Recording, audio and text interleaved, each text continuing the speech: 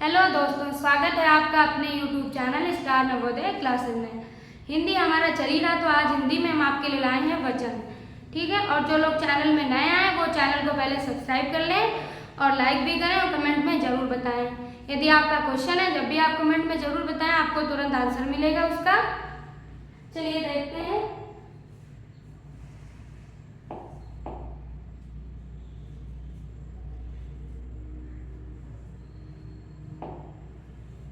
देखते हैं वचन का आपका अर्थ होता है, वचन का हमारा अर्थ होता है बोली या कथन। ठीक है, ठीक है, चलिए उसका अर्थ देखते हैं। वचन का शाब्दिक अर्थ क्या होता है? बोली अथवा कथन। लेकिन व्याकरण में यह संख्या का अर्थ देता है। किसका अर्थ देता है? व्याकरण में संख्या का अर्थ देता है। इस प्रकार जिन शब्दों से उनकी संख्या एक या अनेक का बोध होता है, वे उन्हें हम क्या कहते हैं? वचन कहलाते हैं या कहते हैं, जो भी आपका सवेटी में। फिर मुख्यतः हमें याद क्या रखना होता है कि वचन के भेद कितने होते हैं। गलती हमारी हर बार में पेपर में सिर्फ यही होती है, कहीं हमें लगता है 3 होते हैं, कहीं लगता है जो भी एक ही साल लिखा मिलता है, तो हम कंफ्यूज होकर गलत टिक अक्सर करते हैं। वचन के हमारे 2 भेद होते हैं, एक वचन और बहुवचन। कितने होते हैं? 2 वचन, 2 ही भेद होते हैं, एक वचन और बहुवचन। पहला देखेंगे, यदि एक वचन में एक वचन को पढ़ेंगे, जिन शब्दों से किसी एक वस्तु, पदार्थ या व्यक्ति का बोध होता है, जिसमें हमें किसी एक ही चीज की बात करेगा, वो हमारा क्या हो जाएगा? एक वचन कहलाएगा। जैसे बच्चा, घोड़ा, किताब, मेज आदि, ये हमारे सब क्या हैं?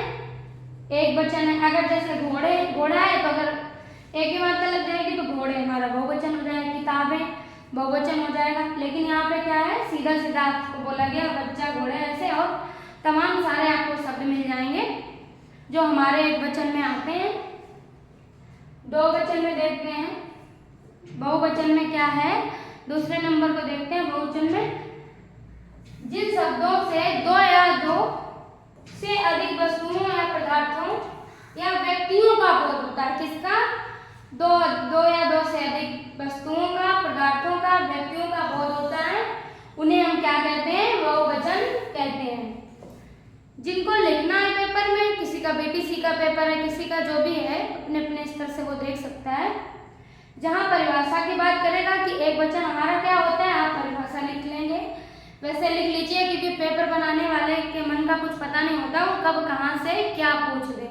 जो हमें लगता है कि कभी नहीं पूछा जाएगा, अक्सर वही पूछ दिया जाता है।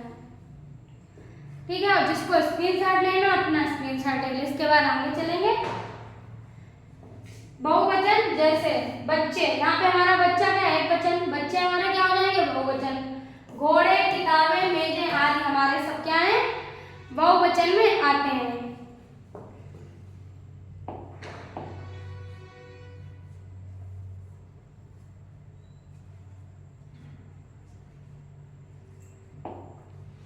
अब देखेंगे वाच्य परिवर्तन कैसे, वचन हमारा परिवर्तन कैसे हो जाता है। एक वचन शब्दों में ये हमारे सारे क्या ये सारे हमारे प्रत्यय हैं। यदि आपने प्रत्यय पढ़े हैं तो आप पहचान लेंगे, ये क्या हमारे प्रत्यय हैं। ठीक है, आदि प्रत्यय जोड़कर बहुवचन शब्द बनाए जाते हैं। में, ये सारे हमारे क्या हो जाएंगे? प्रत्यय।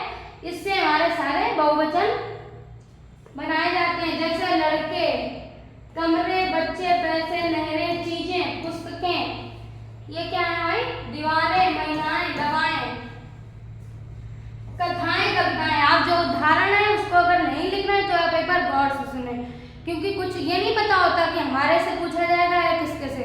जो बुक में आपने पढ़ा है लगभग पूछा वही से जाएगा, इसलिए आप गौर से सुन के चलें। आप हो सके तो लिख लें, क्योंकि लिखा हुआ हमें हमेशा याद रहता है। ऐसे हम पढ़ा हुआ आज पढ़ेंगे, कल भूल जाएंगे।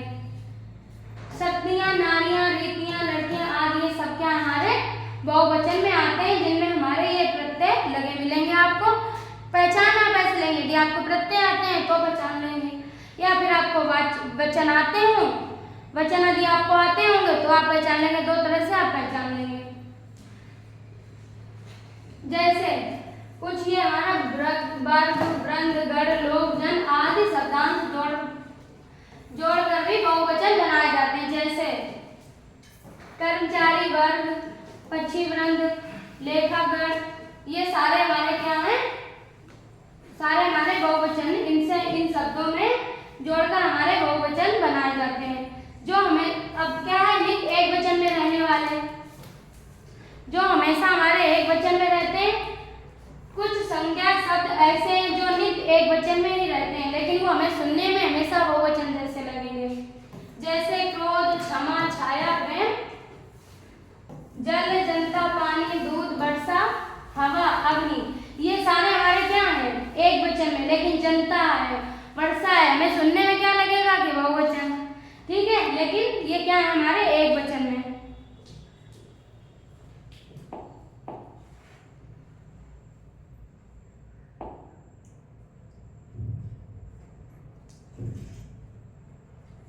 अब क्या, जो हमेशा बहुवचन में रहते हैं, नित्य हमेशा बहुवचन में रहने वाले शब्द, हिंदी के कुछ संज्ञा शब्द सदैव बहुवचन में ही प्रयोग किए जाते हैं। हिंदी के कुछ ऐसे शब्द हैं जो हमेशा बहुवचन में ही प्रयोग किए जाएंगे, वो आपके एक वचन में नहीं हो सकते हैं।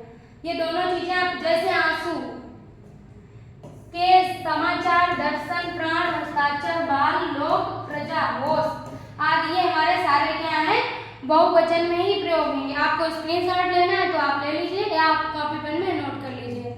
और हमारे चैनल को लाइक करें, सब्सक्राइब करें, कमेंट